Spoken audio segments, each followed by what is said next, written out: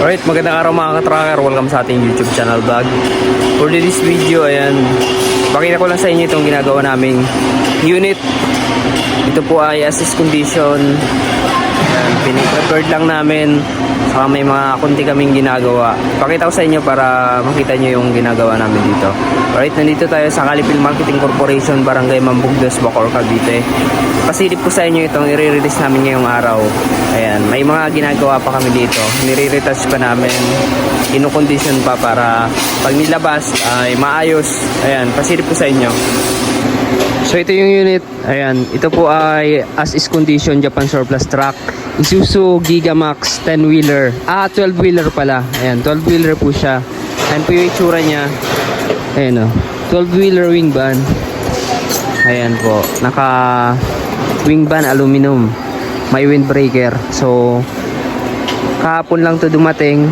Ayan, galing Subic. Kasi yung mga unit namin, dun kino-convert yung Manabela sa Subic. Tapos, kapag na-convert na, ibababa namin dito sa Bacoor, Cavite para final retouch. So nandito kasi yung yard namin and then yung production plant para sa mga kinokondisyon na unit. So ito po, ayan o, makikita nyo Isuzu Gigamax na naka-chrome yung bumper, corner panel, ayan, front garnish, tapos yung mga mga side mirror, ayan, pati yung ating wiper blades. Ayan, pogi to. Ayan, maganda yung unit na dumating. So, kinokondisyon lang namin. Tapos, ito, pininturahan namin. Ang kulay kasi ng windbreaker niyan, kulay orange. So, ginawa namin, pinareho namin dito sa kulay ng cab. Ayan, kaya pareho na yung kulay niya. And then, sa makina naman, ayan, EGR cleaning kami. Ayan o, nag-EGR cleaning kami. Tapos, ayan, change oil na rin. Nag-change oil kami ng unit. Ayan po yung pinalitan na langis. Medyo na kasi, maitim na yung langis. Palitan na, kaya change oil na namin. Ayan po yung gumagawa. Ayan, change oil na rin. Ayan, pinapalitan ng filters. Tapos, dun sa ilalim, tinatanggal din namin yung catalytic converter. Ayan. So nagtatanggal kami doon, magbubutas kami para ayan, hindi barado. Ayan. So tinatanggal pa namin. Binabalik na ba? Binabalik na. Ayan, binalik na. Yung sa ilalim na catalytic converter. Ayan. So mamaya may release na to. Tapos ayan, yung din, yung undercoat, ina-undercoat namin. Yung mga may kalawang pinipinturahan namin, retouch lang. Ayan po yung itsura ng body, wing band, 32 feet po ang haba. Tapos may dalawang layer ng running guard hanggang likod po ito. Ayan o, airbag suspension siya. Ayan, naka airbag, double dep yan.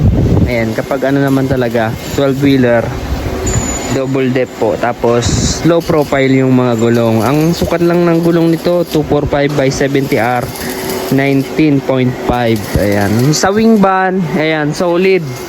Maganda po yung wing ban nito dahil yung mga bisagra stainless, yung side spring lock ng wing ban. Ayan po yung itsura. Toolbox, ayan, yung toolbox niyan stainless din, pati yung mga tapaludo. So, ayan, walang damage. Maganda oh. Maganda yung body niya, pati yung likod. Ayan, makinis yung aluminum stepboard. Tapos, lock ng pinto, bisagra. Ayan, stainless. Maganda yung mga clearance light niya.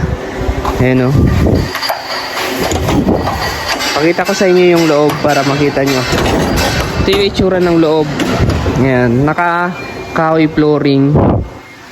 Tapos, ayan, plywood yung panel niya. Ayan. So, ayan mga ka-tracker, ang unit natin ngayon. Ayan. Yung mga kunting damage, nire-repair namin. Ayan, di ba?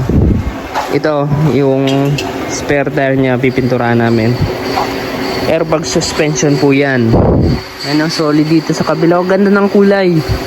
Maganda po yung kulay. Tapos fuel tank, kita nyo naman, dalawa. 300 liters po yung capacity niyan ang bawat isa.